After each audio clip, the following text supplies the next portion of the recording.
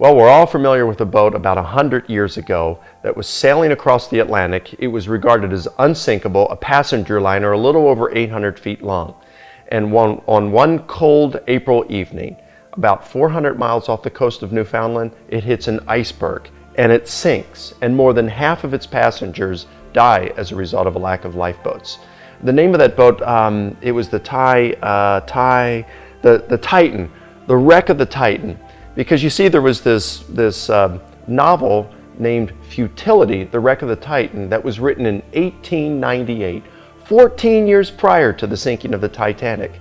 Now, many people would look at that and nobody would say that the Titanic was a fictitious story, a legend that was made up, a myth, and that's based, we know that because of the wreck of the Titan. No, some things just have some very striking similarities. You have to show the causal connection. And it's the same thing with the resurrection of Jesus. Another thing I would point out is that you've got to show more than that they're just similar reports. For example, we're all aware of a plane that took off from Massachusetts early one morning and just after 9 o'clock flew into one of the largest skyscrapers in the world in New York City between the 79th and 80th floor, killing everybody on board and many people working in the building at that time. Well, we know what I'm talking about. It's when the B-25 flew into the Empire State Building in July in 1945. Yep, that actually happened, and it's the same exact floors as the 767 that flew into the South Tower on 9/11. But no one's going to suggest that because all of these striking similarities exist, that 9/11 was a myth that occurred over time. You can have similarities, but you have to show a causal connection between them.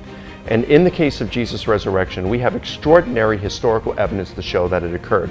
We don't have that in the case of any other of these events, of dying and rising figures in antiquity.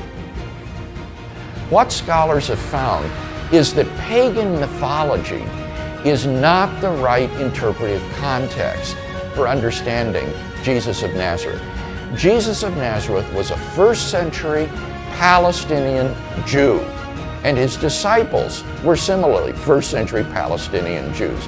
And it is against the background of a Jewish milieu that Jesus of Nazareth is to be properly understood and interpreted, not against the background of pagan mythology. So those who say this is just a myth are simply dealing in the wrong interpretive categories.